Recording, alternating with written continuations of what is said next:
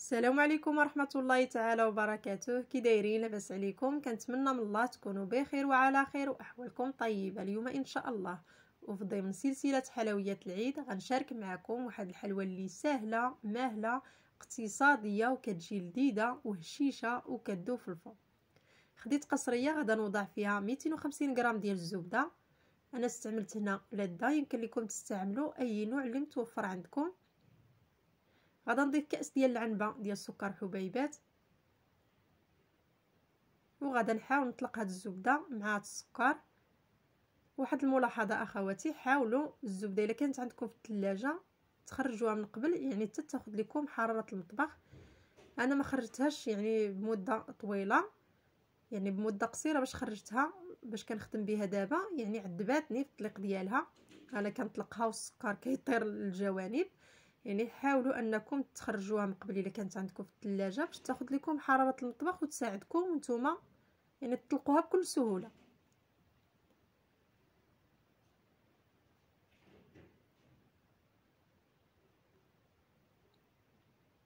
غادا نضيف واحد رشه ملح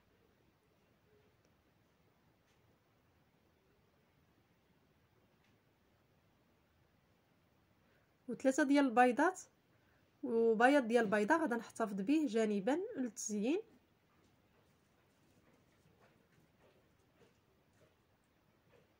هاد البياض ديال هاد البيضه الاخيره غادا نحتفظ به جانبا.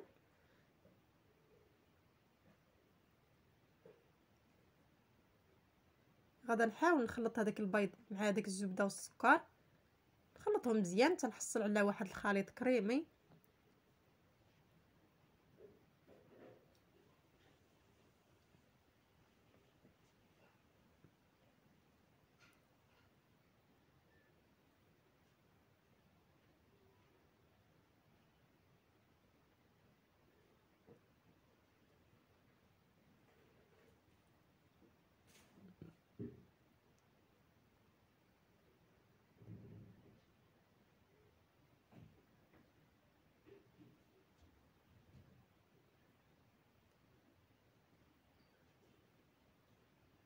ودابا غادا نضيف واحد الكيس ديال الفاني.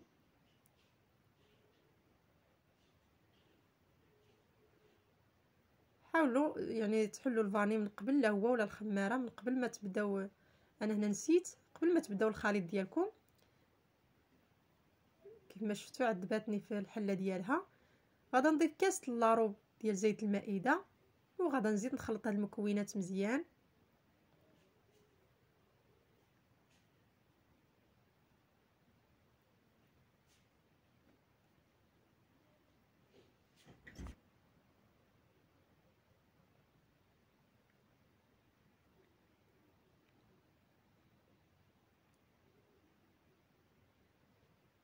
من بعد ما خلطت هاد الخليط مزيان تذبت ليا ديك الزبده وحصلت على واحد الشكل اللي كريمي، دابا غادا نضيف واحد النكهه ديال البرتقال. الصراحه كتعطينا واحد المذاق رائع لهاد الحلوه. غادا نضيف واحد نصف ملعقه في الخليط، ونصف ملعقه غادا نضيفها مع الكونفيتير للتزيين. وكتجينا الحلوه في هذا المذاق ديال هاد النكهه، كتجينا رائعه. غادا نحاول ندخل هاد نكهه البرتقال ندخلها في هاد الخليط. ودابا غادا نضيف الدقيق. بالنسبه للدقيق انا سبق لي غربلته، والكميه ديال الدقيق على حسب الخليط. يعني القوام ديال العجين خصو يكون رطب باش تجيكم الحلوه هشيشه.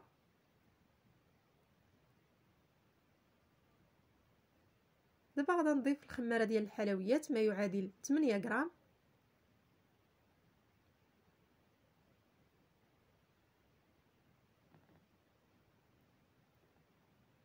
ودابا غادا نبدا نجمع العجين ديالي.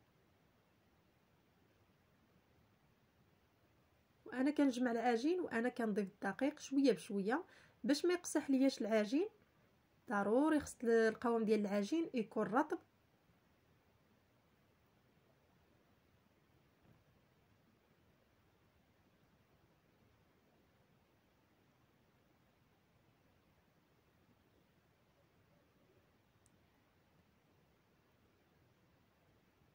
ومن بعد ما جمعت العجين حصلنا على هذا القوام هذا اللي رطب.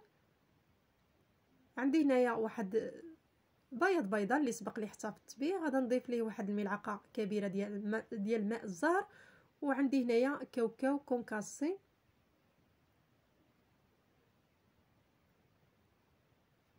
غادي ناخذ العجين شويه بشويه، وغادي كل شويه غادي نشكلو على شكل كويره كما كيبان لكم، وغادي ندير في هذاك البياض ديال البيض. غادي نشكل كويرات صغار. نتوما يعني كيبقى لكم الاختيار، بغيتوهم صغار كبار يعني كيبقى لكم دائما الاختيار. غادي نديو نجيب هذيك الكويرات في هذاك الماء بياض البيض، وغادي نديرهم نهزهم بالفرشيطه ونديرهم في هذاك الكاوكاو كونكاسي، ونحاول ندخل لهم هذاك الكاوكاو، ونولي نهز كل حبه، ونحاول نولي نكورها بالاكف ديال يديا، وندير ليها تقيبه في الوسط بالاصبع ديالي كما كيبان لكم، ونحطها في الطاوه.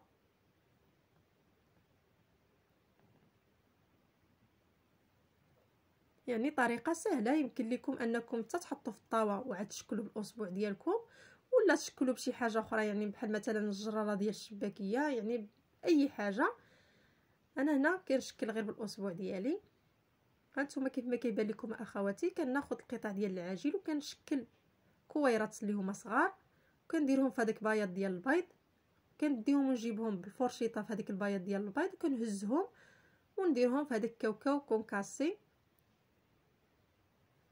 وغادا نحاول ندخل فيهم هذاك الكاوكاو كونكاسي ونهزهم، نهز كل وحده ونزيد نمشيها بيديا على هذا الشكل، نحربلها بالاكف ديال يديا ونشكل في الوسط ديالها يعني واحد الثقبه بالاصبع ديال يدي.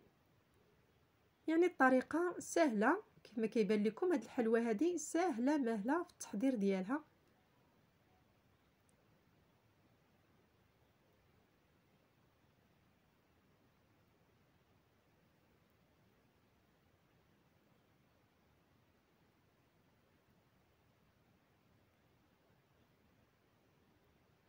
خصني ضروري نستمر على نفس القياس، يعني ماشي نكبرو ماشي نصغرو، نستمروا على نفس القياس.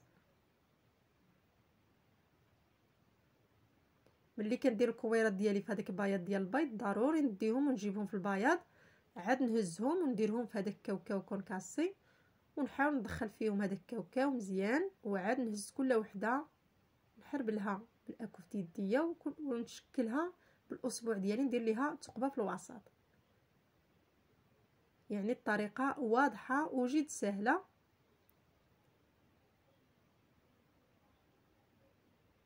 غادا نستمر على هذا الشكل يعني حتى نعمر الطاوه ديالتي. ومن بعد ما عمرت الطاوه دابا غادا ناخذ الكونفيتير اللي وضعته في هذه الزليفه، غادا نضيف ليه واحد نصف ملعقه ديال نكهه البرتقال اللي سبق لي ضفتها في الخليط، وغادا نحاول نخلط مزيان. يعني كتعطي لينا واحد المذاق لهاد الحلوه جد رائع. نتمنى من الله تجربوها وتردوا عليا الخبر في التعاليق ديالكم. دابا غادا نبدا نهز بهاد الملعقه اللي عندي صغيره، ونوضع نعمر هذيك الثقب اللي عندي في الحلوه، نحاول نعمرهم بالكونفيتير.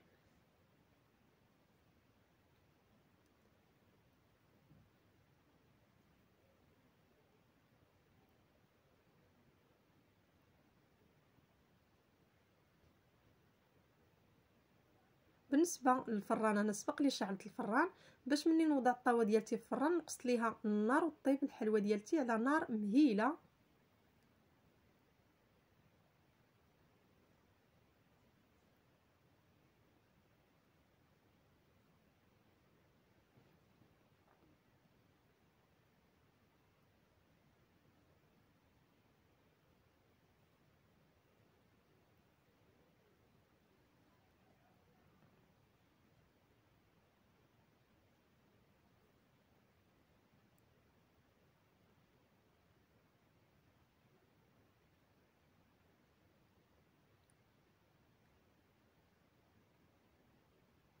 ودابا غادا نوضع الطاوه ديالتي في النار في الفران عفوا، ونقص ليها النار طيب على نار مهيله.